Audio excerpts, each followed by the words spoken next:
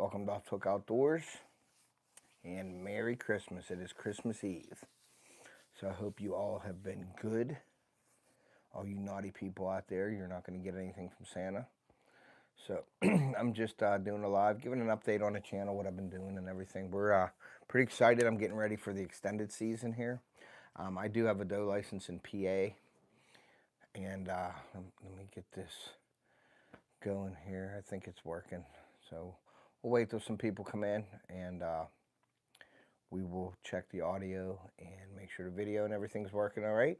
So yeah, so I got a deer down. I still got my I still have, excuse me, I still have my Ohio Rutcation series coming out, so that's going to be coming out soon. I think I got 1 or 2 more videos of November hunts that I want to put out to you guys, and then I'll run into my I will run into the Rutcation videos. I think I have 5 of those, so we're going to do that, and then get into some late season stuff here as well. I went down, when was it? I went down on Monday. Yeah, Monday I went down to Ohio. I did a rocket run down Ohio, and I put out some minerals. I put out some food, and then I also put up my solar panel, my lithium battery, and my Tacticam, and it's working pretty good. I'm getting some pictures. I got a picture of a buck. It's a heavy. I call him heavy R because his right side has just got a heavier antler than the left side. I don't know if he's a shooter, if he would be this year. I know he's going to be a nice one next year. So I don't know if he's going to get. I'm going to try to go after him this year. We have a lot of nice bucks down there, just not seeing them. And I'm thinking this, late season is going to be the time to get them coming into food. My scrape is still opened up as well. I went down there and I was surprised to see it's not covered up or anything. Now the snow was down there and it did melt, but maybe that's why they weren't getting to it. So we'll see next time I go down if it is like being active, and I'll freshen it back up when I'm hunting and everything like that. So I'm thinking I'm going down this weekend coming up. I think I'm gonna go down Friday, maybe Friday morning, go down and hunt Friday evening, Saturday and Sunday morning as well, and then come home, and then I'm off all next week. So I'm gonna pick and choose a couple of days to go back down to Ohio, and then I do have a doe license for PA, and I will hunt here probably 1 or 2 days, maybe in the morning or in the evening, like a day or two, to get a doe. I'd like to shoot a doe video for you guys as well. That'll probably be on an urban hunt down here by the house. Theo didn't want to go for extended season. He's busy. Whoops. He's busy, and he just wants to hang out during his vacation time from school, so he don't want to go out, so I'm not going to force him to go out. He still has his buck license, but he had plenty of opportunities this year to do that, and he had a couple opportunities at some nice bucks, and so I feel him a little bit with he's kind of not bummed, but he just don't feel like it. So I'm just gonna wait till next season to start over again with him, and I don't want to force him to do it. So after the season down there, we'll be putting out food and stuff like that, and we have some plans for that. Is the audio okay, guys? My audio and video okay? I just want to make sure that the audio, because it was stuck on something, and I had to adjust the settings. So I wanted to make sure that it's working. So if you're in here, just give me a thumbs up if you can hear me okay.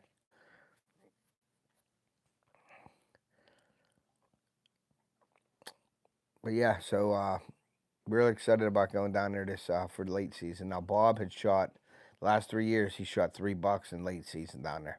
It's like January, so it's cold. He has a blind set up on the lease, but he's in there. I don't have a blind.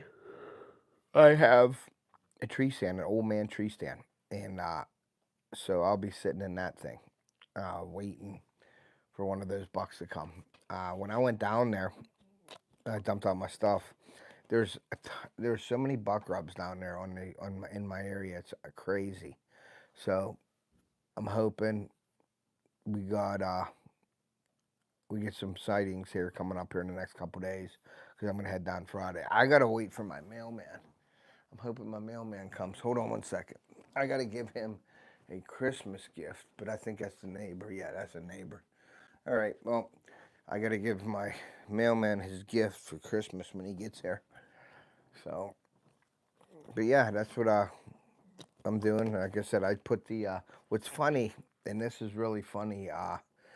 Is I've had my camera up since December 3rd, my Tacticam on a tree down there. And I don't know if you guys know how the deer can see and all that stuff, but if you have a tree, and I had my camera on the back side of the tree looking down onto my mineral site, my food plot, or my food.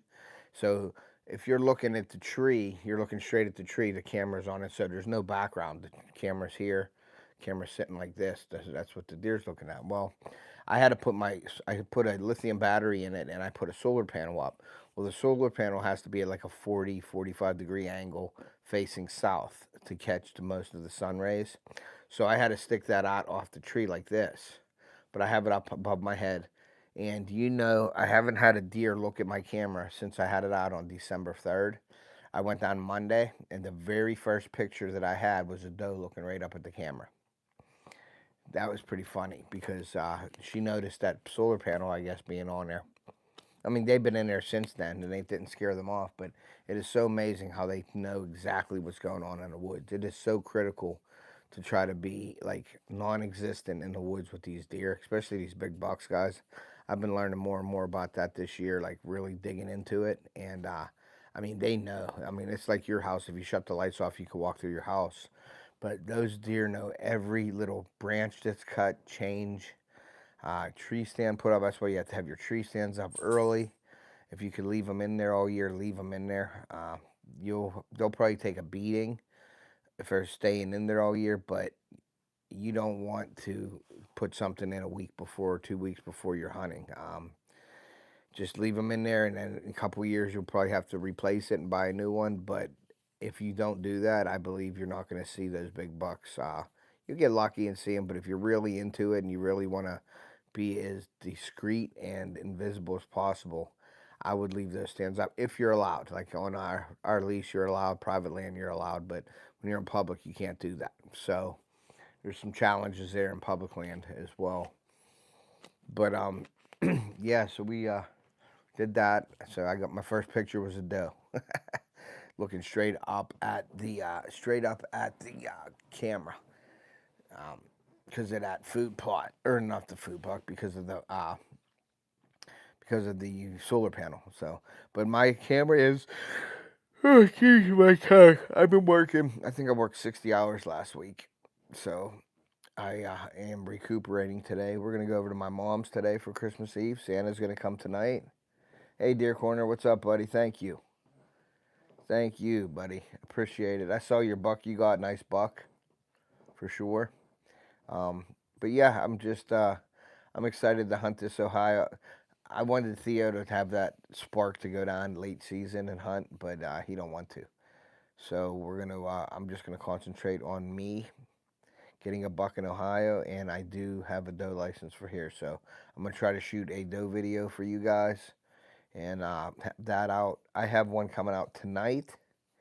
It's 7 p.m. It's a November hunt. I think I have one more November hunt that I wanted to bring to you because I have them all stored away when I hunt. I mean, I hunt a lot, so I try to get as many videos as I can out to you guys just to show you all what happened this season and what I do all season.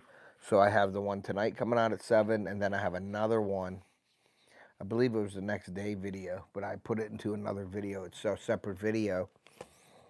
Seen some deer, seen a lot of deer in there. Had a couple bucks in range there, so that'll be cool for you guys to watch. I do appreciate you guys. Let's see, live chat. Hey, what's up, Yoper? Merry Christmas to you too, sir. Deer Corner, Merry Christmas to you as well, sir. Thank you for all your support this year. I loved watching you guys. Deer Corner always has some great information on the deer and habitats. He's really into that. He has this cabin up there in the woods, and he goes up there and he talks to you and gives you some insight. old school hunter. Great information, knowledgeable. Chris, what's up, brother? Merry Christmas, buddy. I appreciate you. Haven't seen you in a while, buddy, but Merry Christmas. Hope all is well. Um, I've been so busy with the hunting and not fishing, but hunting and working, and the holidays come here. So I wanted to pop on and definitely, talk to you guys a little bit today before we go over. The kids are still sleeping. What's up, Kevin? Thank you. Merry Christmas. Thanks for coming in. But I still have the giveaways, the thank you giveaways, and I'm almost at 5,000 on my subscriber count, so that's pretty cool. I wanted to reach that by the end of hunting season, and it looks like we may have a chance to do that, so that's very cool. I hit a goal that I wanted. I'm not like set in goals like, oh, I want to make 1,000 subscribers this year. I did want to hit the 5,000 mark though. That's just I wanted to do that, so we're getting really close. I think we're 70 away or 65 away from it now. So if you know anybody that's interested in my content, share it out, let them know. Um, but you do have to be subscribed to the channel for the thank you giveaway. I'm going to be giving away trail cameras and clothing and stuff like that. The warm weather changes. Yeah, the warm weather does change everything. We've had some cold weather. We've had some 12, 10-degree mornings. Yeah, man, new job, new schedule, messing things up for me. Yeah, well, you got to do what you got to do, Chris. As long as you're working, that's a good thing. Everybody's safe and healthy. We're good to go. You know what I mean? I woke up today, so I'm blessed. I'm getting ready to start coyote hunting. Yeah, that's awesome. Like I said, I don't know if you guys were in here or not. And you guys can hear me okay? You guys are good with the microphone. My microphone switched on me, and I had to redo the settings on it and adjust the gain and everything. So as long as you can hear me and everything sounds good, please give me a thumbs up or let me know that it sounds okay. Um, Monday, I did a rocket run down to Ohio. I have a Tacticam out. Sounds good? Okay. I have a Tacticam out in Ohio, and I had it out. I got it and I put it out December 3rd. And when I went down there and pulled my other cameras, my regular SD card cameras, I put that up and I pulled those cameras, and I still have the pictures. But I had a lot of nice bucks and big bucks coming through that first week of December. So I was really excited about what the Tacticam was going to show me over my food and my minerals. Thanks, Chris. And so I put it up December 3rd. I had bucks there December 3rd, and December, that last week of November into December had a bunch of buck activity. So I was thinking that was a lot of deer moving still for that like second rut. My scrape was wide open. I got pictures of my shooter bucks and some more bucks that we have in the area that were shooters for sure. So I was really excited. I'm really excited about that actually. And I got my buck obviously in PA, so I went down, I changed the camera out, and I put a tree mount on it, looking at my minerals about 30 yards away, because a lot of people I've seen, and I think I know a couple people that put their camera really close to the food, like right in the deer's face to get a good picture of them. And I really believe, guys, nowadays that these deer are catching on to these cameras, and they're really avoiding the cameras. So I put it up as high as I could get it on a tree arm and faced it down. And the Tacticams are awesome. Like, I just wanted to mention Tacticam. Their setup is so awesome. Their customer service is out of this world. Like, I just talked to a guy yesterday or Monday when I was going down there. I wanted to make sure I did everything correctly because I shut it off and I took the batteries out. It takes 12 batteries, but they have a lot of options that you can use to save. It's 12 AA batteries. So I put the regular alkalines in, and they lasted like a month. And I was like, man, that's a lot of money every month for batteries. So I started looking up, and they have a lithium battery rechargeables.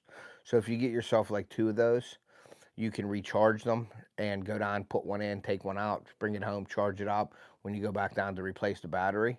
But then I got the solar panel option that connects to the lithium battery. So that solar panel has a lithium battery to it. So the sun charges that lithium battery, which then entails it charges the battery that's in the camera as well, the lithium. So I'm thinking, as long as we have sunlight and everything, I shouldn't have to, uh, I really shouldn't have to replace anything down there now, which saves me 25 bucks a month. And the total for the panel, the solar panel, and the lithium battery, that's just one lithium battery. It's called a lithium cartridge because it's a solid battery. was under $100, so right around $100. So that's 4 months of batteries that I don't have to buy. So I'm seeing how long these are gonna last, and like I said, if it doesn't last, I mean, if it lasts more than a month, 2 months, and I've heard of people saying 4 months, 6 months, as long as you're getting charged into that solar panel, that it will charge the battery and then charge it. So I'm looking at, I never have to replace it unless you get a lot of pictures and you're using video and you're really using that power up with the videos. But I don't use the videos right now. I'm just getting the cameras going and the pictures. The app is unbelievable. There's so many options in the map. You can change your settings right there. You can look at your battery levels. You can put a hit list on. You can share with other Tacticam people. There's Tacticolor. There's request in HD pictures, HD videos. You can do on like real time video. Like if I want to click on the video and watch it, but that is in another plan. There's a pro plan that I have. It's unlimited. It's $13 a month. And if you add another camera, it's $12, so it'll be 13 plus the two, so it'll be $25 for 2 cameras a month to run that with the app. But you don't have to. You can do monthly or you can do yearly. I'm doing monthly because I'll shut mine off in February when I'm done hunting in Ohio, and they do recommend pulling your camera. So I'll pull that, then I'll go back in June when I'm putting minerals and stuff out, and I will put my camera back out, and I may leave this. No, I'm probably not going to leave the solar panel up either. I'll take that down too. I don't want it out there getting weathered. They say that you should take it out if you're not using it. They think that the batteries will stay charged. People think that, and when you don't have your plan going, your camera's still working. So I'm just going to take it out in like February, and then I'll put it back in June when I'm putting the minerals and stuff back out to see what's there. So that's the plan for that. I will be hunting Ohio this extended season after Christmas. Now it's in right now. I could be hunting right now, and I'm waiting for a picture today for a buck. I was going to run down there yesterday, but I had so much to do around here. I just got done decorating outside. We're not going to Florida this year. We're staying home for Christmas. We just decided to do that this year to sort of like calm down because we are rolling every single year, just running and gunning and just, hey, Jimmy D, Merry Christmas, buddy. Appreciate you. So we're doing that, and we're just gonna hang out here, not go to Florida. I have off all week, and I'm gonna pick and choose some days with the weather and stuff to go. I'm going down this weekend to hunt all weekend with my buddy, and then I'm coming back, and I do have a doe license for here, so I'll probably try to cut a video here, a doe hunting video in one of my urban spots down here by the house. So I'll do that, and then I'll be hunting late season Ohio. So, and that camera's up and rolling. It's got a food pile there. It's got minerals. It's loaded up with 100 pounds of stuff down there. So I'm hoping this week, like today and tomorrow, we're getting pictures. I am getting pictures of bucks and does there right now. Smaller bucks, and there was one decent buck there. But I don't know if he's a shooter or not. And I call him Heavy R because he's got a right antler that's real heavy. It's an 8-point. But he would be really nice next year if I pass him up. And I would probably say I will pass him up, but it's hard to say when you got a deer in front of you if you're gonna pass him right. You have to see him on the hoof because deer look way bigger on the camera. I don't care what anybody says. Their antlers look way bigger on the camera than when you get them live in front of you. You're like, he isn't as big as he looks at it on the camera. So cameras do embellish the pictures a little bit. Not on purpose. They don't do it on purpose. It's just that a deer up close to a camera, their rack looks huge, and when you see them, you're like, it's a nice deer. You know it's a nice deer, but it isn't as big as you think it is on camera. So that's what I've learned. So yeah, we're learning the properties down there, and Bob had shot the last 3 buck that he shot have been in late season in January over the food plot, over the food. So I'm hoping we can get some coming in. I was planning on taking Theo down this week to do some hunting late season. I think my dad is going down to do some late season hunting, so I may go down with him. Theo don't want to do it. He's busy with his friends, and he's hitting the gym now, and he's playing basketball with his friends at the gym and stuff like that. So he wants to hang out with his friends. I'm not going to force him to do anything. So, well, he said he'll get back at it next year. What else do we got going on? Our club, we ordered trees. We got like 28 trees now from Blue Hill Nursery, Wildlife Nursery. They are grafted trees, so they will produce fruit within probably 2 years of planting. We bought pear trees, and then what I found out, my buddy found out, is they call these trees, they call them Houdini trees.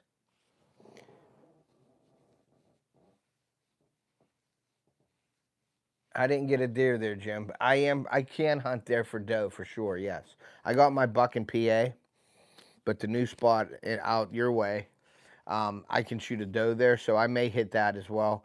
And what I was gonna do is hunt my house because it's close here.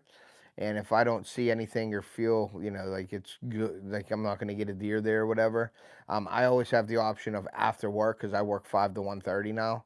So that gives me a couple hours in the stand. So I have that option of like leaving straight from work and going to the new spot and trying to get a doe from there as well. So I have options. So it'll be cool. I'm not gonna force, like during this time I'm off, I'm gonna hunt the higher uh, higher odd spots, which I know down here. I mean, I see deer there all the time. The new spot is tough. I'm not gonna lie. I got in there late. I didn't make a mistake. I just got in there late. But I feel that if I get in there early October, that I'll be able to shoot a buck from that spot. When I got in there, it was late October.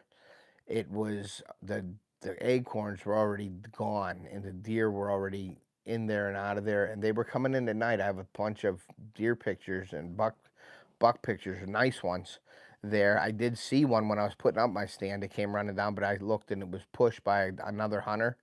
So there's some hunting pressure there a little bit on this property on the one end. I just hope they don't keep pushing and come past me. If they want to push up their way, I told him where I was. I met the guy. I told him where I was. So if they keep walking past me or something, if I'm hunting there, I will say something because I asked the owner if I could, and he said, yeah, you can mention it. So, if I know your stand's there, I'm not going to walk past it, especially if I know you're hunting there. I'm not going to push the deer past your stand to another hunter. You know what I mean? I'm not going to do that. So if I have an issue with that, then something has to be said, then I'll say it. But I was a little hesitant because it wasn't my property. But the owner said, by all means, if you're hunting there and they're ruining your hunt, that you can say something. So I will. But yeah, that's a good spot. I think I'll be able to bag a buck there. Some potential for some monsters there. I know there were some nice bucks there this year. I have on camera. And from talking to that guy that I met, he said there were some really nice bucks over there as well. So I'm going to do that. What else? The tree plantings, we're going to get them in March, I believe, and then we're going to plant them in April down at camp. We got pear trees and apple trees. And going back to the Houdini trees are either crab apple, or crab apple trees. So there's a crab apple, which is like the apple and crab mixed. There's a crab apple tree, and then there's an apple tree. Well, these Houdini trees are mixed, but they're one of those kind of trees, but they don't know because they graft them. So they don't know exactly what kind of tree they are, and they're 3 to 5 foot, but they sell them for like $12 a tree, and they're 3 to 5 foot. So I think I got, what did I get, 10? I got 16 of those trees, and I got 12 of the pear trees. So we're going to put a couple pear trees up in my dad's plot along with some apple trees on the edges. Then throughout the whole property, we're going to mix and match where the trees are going to go in our other food plots and areas of the property. So we're going to be starting that soon. I'm going to start drawing it up where I think the tree should go. And we're going to put them out in the food plots to help take some of the pressure off of the food plots. So let the food plots grow more. So we're going to be doing that. This year I'll be having my Jinxum Seed company. I get my seed off of them. They did a mix for me last year. It's called Off the Hook, the Off the Hook blend. And it is kestrel kale, daikon radish, purple top turnips, and dwarf Essex rape. A lot of people don't like the dwarf Essex rape, but I do. It fills in holes nicely. Like if something isn't growing, it fills in those spots really nice. And the deer down my way love the dwarf Essex rape. So I have that in there, mixed in there as well. And it turns out to be a really nice food plot. Last year, I was nervous about the drought, and it did stun it a little bit, but I think it helped us in the end because it made it really palatable because it was still young and fresh. It wasn't like old and woody. A lot of people I've seen on TV and stuff, they do that on purpose. They plant really late so they have a more palatable food plot during hunting season. A lot of young tender shoots coming up and tender leaves. Deer like that and make it more palatable. But it doesn't work if you need the tonnage. Like a lot of properties need the tonnage. A deer eats 7.5 tons a year, so you need the tonnage for your deer a year, and that soft mass, that pears and those apples will help with the tonnage in our food plots. Now later in the season, when the leaves are falling and everything, that pear tree in your food plot will drop leaves on your food plot that will eventually kill your food plot around your tree.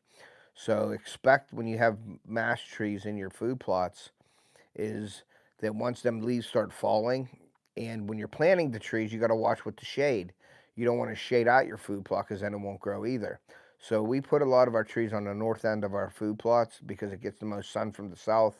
Because it rises in the east, sets in the west, so you want that sun hitting your food plot and the trees all day. So the north end of the food plots, you should plant your trees.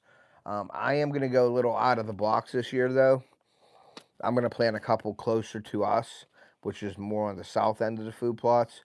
And I think I'm going to plant the apples closer to us and leave the pear trees out there to get full sun. And maybe a pear tree, I'm going to try to sneak it closer, like in the middle.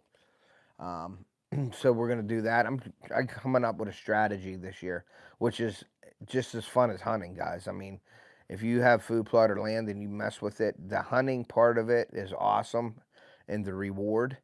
But to me, a lot of people say, "Oh, you were unsuccessful this year if you didn't get a deer." Well, I'll tell you what, I was out a lot this year, and I took my son out. My dad was out there, and we've seen a ton of deer in these food plots that we're doing down there. So I was really happy. So to me, that's a successful year.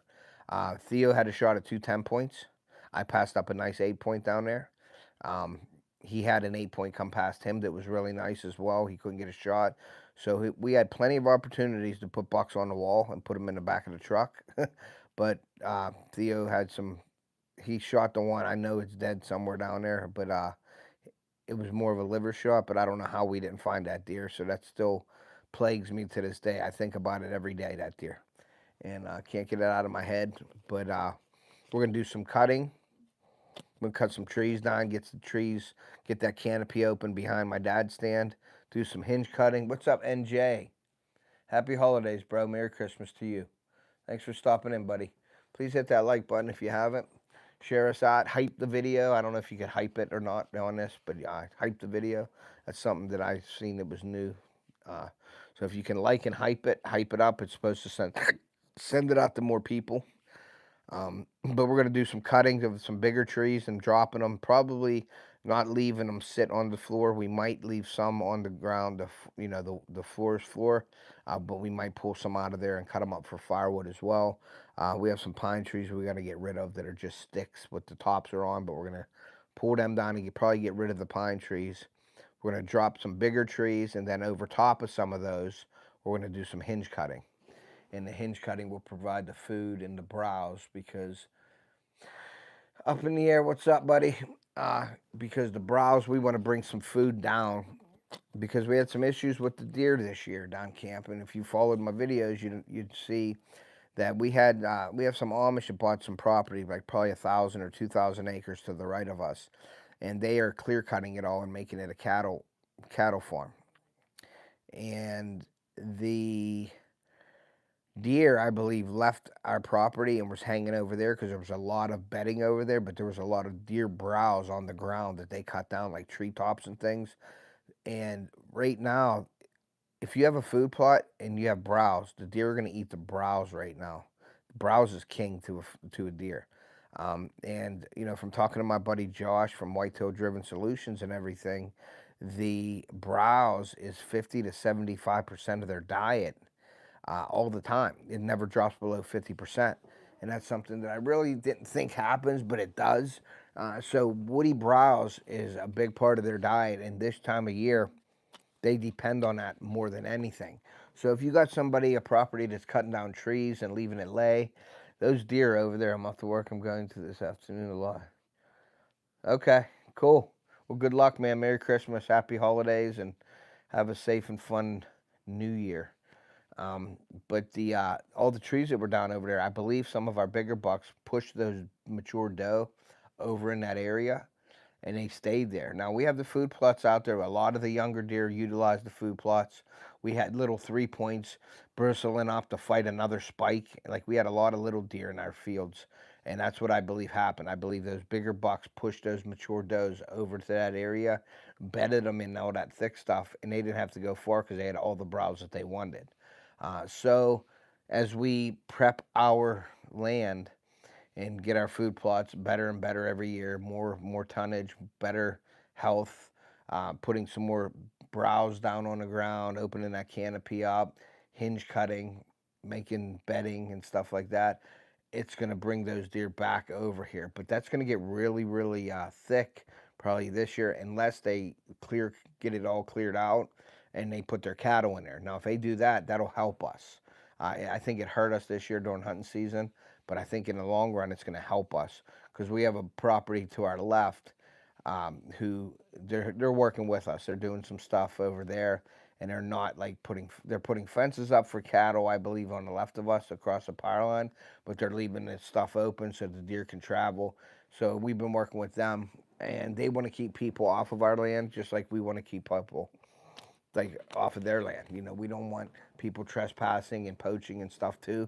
So we're going to be working together, posting the property, keeping an eye on the property. That guy lives there, so it helps a lot. We don't live there, so it's hard to monitor. We're thinking about putting cameras up by the house, on the gates and stuff like that. So there's a lot of stuff coming this year. We're going to be doing the tree planting, so I will be putting videos out for the tree plantings, food plot videos as well, along with fishing coming up here soon. So after this hunting season here, we put all our hunting gear away, store it away, and then I start pulling out my fishing gear for trout season.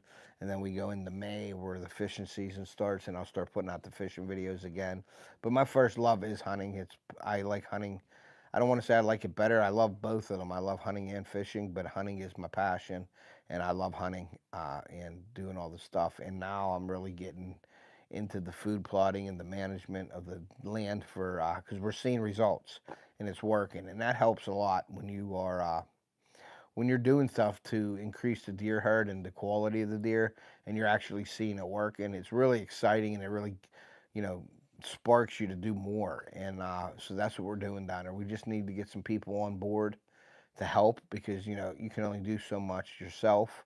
My dad does a lot. I mean, he's getting older where he can't do the heavy lifting and the stuff, but he still tries and he does. And but we got to get some of these younger guys down there to help out and clear out some stuff. And my dad can split logs and burn them, you know. So he's put his time in and he has put a ton of work into that property down there over the years. So it's like my time to take over and start, you know, taking control of that. And just I love to research. I love to learn. I'm always trying to learn something and then apply it down to our spot.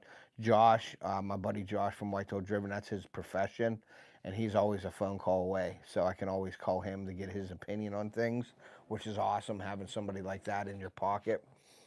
Where if I don't know exactly what to do, instead of because there's a lot of things in deer hunting and deer land management that you think helps but actually hurts you.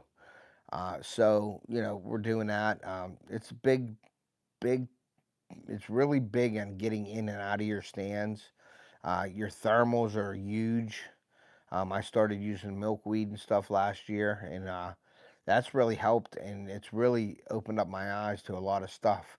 If you have a wind in your face and you throw out a milkweed, and that milkweed goes away from you, not to you, like the wind is, it makes you start thinking about stuff like all the stuff that you've been missing. I had a buck bust me in Ohio this year where the wind was coming out of the northwest. So it's hitting me in the side of the face here and going up over the hill. And I'm thinking, all right, any deer that comes down up the hill or out to me, it's not going to smell me.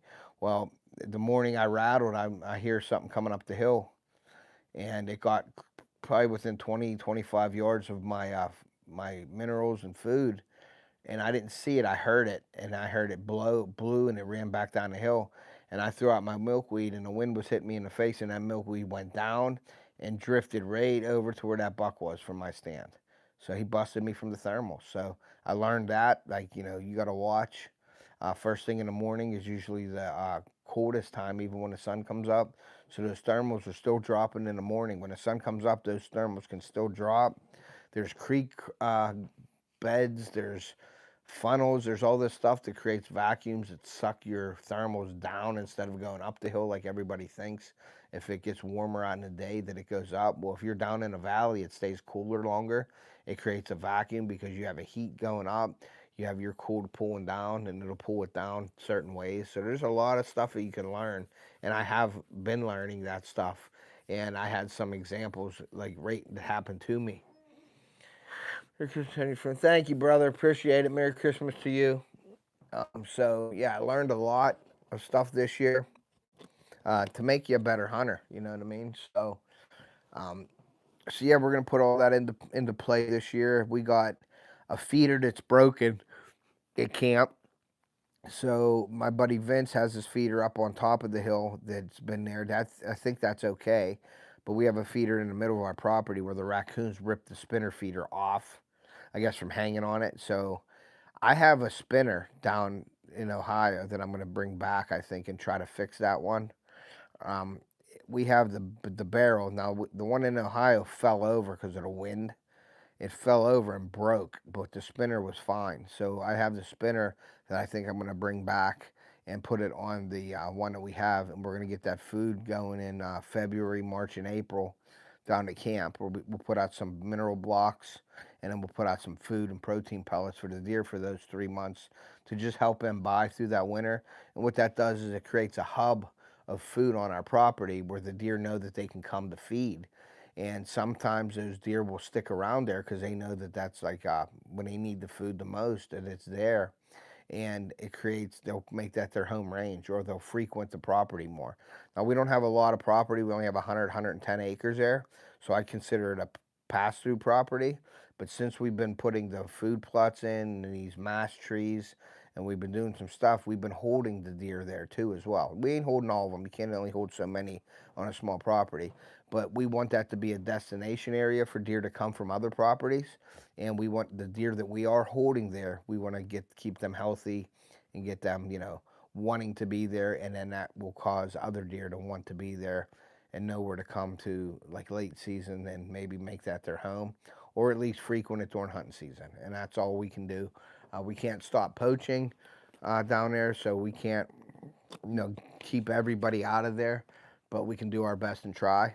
And when we have some neighbors that are cooperating with us, that helps a lot too. So really, really excited about, upcoming years down there. I'm getting more knowledgeable about things. I'm learning a lot more, and getting down there and doing it and seeing results it's unbelievable. So we'll have a bunch of trail cam pictures out here, probably late season. A bunch of trail cams out down there to see what survived, see what's coming back, and then once it starts, summertime, we usually leave it alone in the summer. We really don't. How do I want to say? We really don't pressure the land in the summer because I'm always up at my lake house fishing. I'm not really down there too much, and not a lot of people are down there doing things. They'll go down and hang out around the house and go to the pond and cook out and stuff like that, but not really too many people in the woods. They may ride their quads through the trails. We have a couple designated trails. If you want to ride your quad, you stay on the main paths. We don't ride through the food plots or ride through the woods or nothing like that. We used to do all that stuff, and that's why we weren't seeing deer. So we set some rules up for the camp to do what you can do and what you can't do.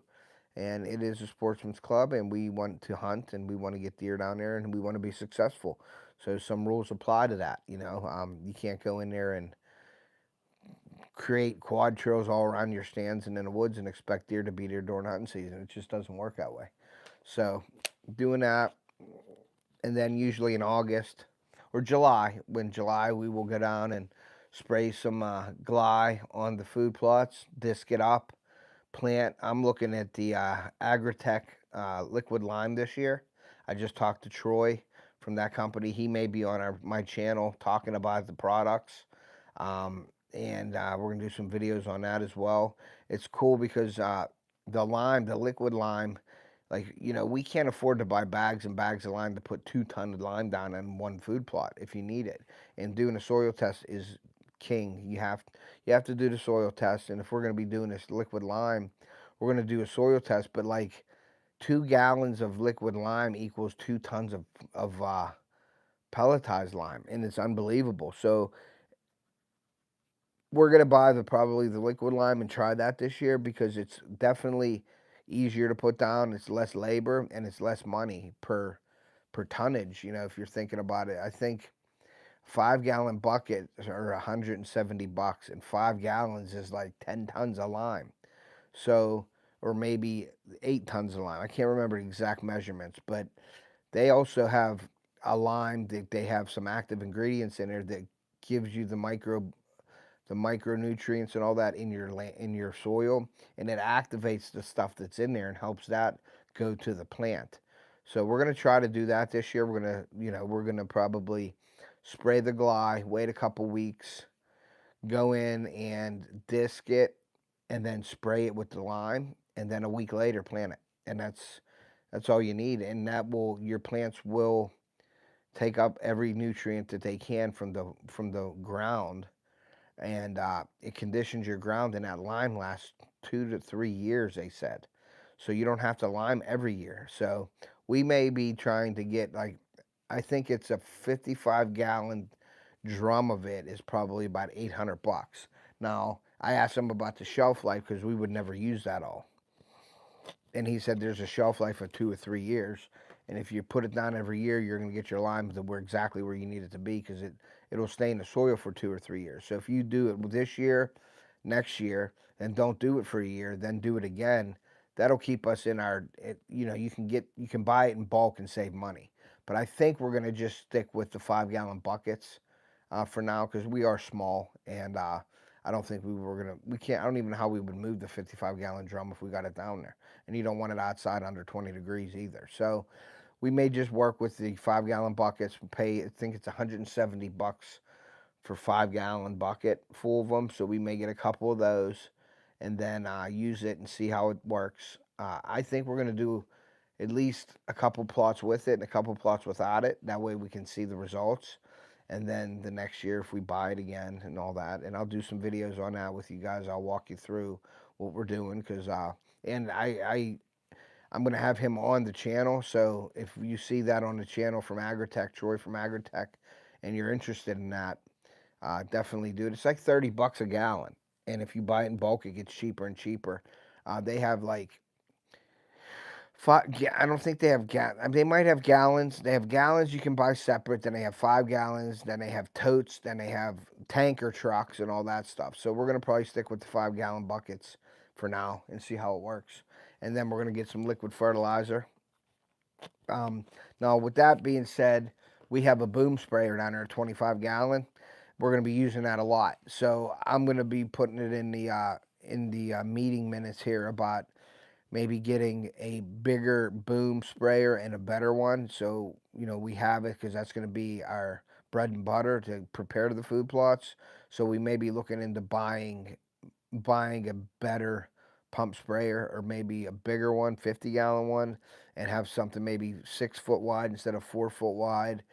We have one down there now, but it was leaking, but we sealed the tank. But if we are going to be using that a lot, then I'm going to get another tank or another sprayer, and we're going to use that, because that's going to be basically that, and the disc will be everything we need to plant. You don't need big farm equipment to do that. We do have a rototiller, but then again, when you're rototilling, you're killing them macronutrients and all the biomass in the top so many inches of your soil, so you don't want to do that. There's been talk about discing kills everything too. But if you're putting these macronutrients back into the soil, I think you're okay. So we're going to do that. We're not discing far. We're discing 1 inch down, breaking up the top layer. So I don't think it hurts that bad. But there are some talk on TV and stuff saying that you can kill a lot of the stuff in the first couple inches, and that's what you're needing for these brassicas and stuff to come up, just like an inch or two of soil. So I'm researching into that a little more. But I mean, if you look at the farmers plow every year and turn up to then they're still growing stuff. So if they can do it, we can do it. We're just on a lot lesser scale than them. But we're gonna look into it. I'm gonna look into all that and see what's what's good and what's not good and what people are doing. And I don't follow the trends. I do stuff off the wall sometimes too. Everybody says don't do this, but I end up doing it and it works. So what works for you might not work for me. What works for me might not work for you, but it can help you think about it and maybe implement it somewhere on the property. But like I said, your dirt's different than my dirt. But we want to bring that dirt back to what God gave us, and once we get it back to that, then you'll flourish. Your food plots will work, your trees will work, and you'll produce food for the animals for sure. So. But that's all I have, guys. So I just wanted to get on here and say Merry Christmas to everybody. If you're watching this after the actual live, I just want to say Merry Christmas. Thank you for all your support this year. Hopefully you start out the new year right. Hopefully you get out there, do some fishing, do some hunting, enjoy the family, enjoy your time here. And I wanted to thank you. We will be having a thank you giveaway soon. It's just going to pop up. I'll plan it and schedule it for a week or two out. Let you guys know you do have to be subscribed to be eligible to win the giveaway gifts on the channel. So if you're not subscribed, please subscribe. Consider doing so. Browse through the channel. I think we have something for everybody. So definitely go over to that. And if you're into hunting and fishing, that's mainly what the channel is about, and deer management and stuff like that. So I appreciate everybody. Have a great Christmas. Enjoy that family, and I hope you were good so Santa brings you what you want. And like I always say, guys, take a kid fishing or hunting. We're going to preserve our sport and pass it on to future generations, and we will see ya. Ho, ho, ho.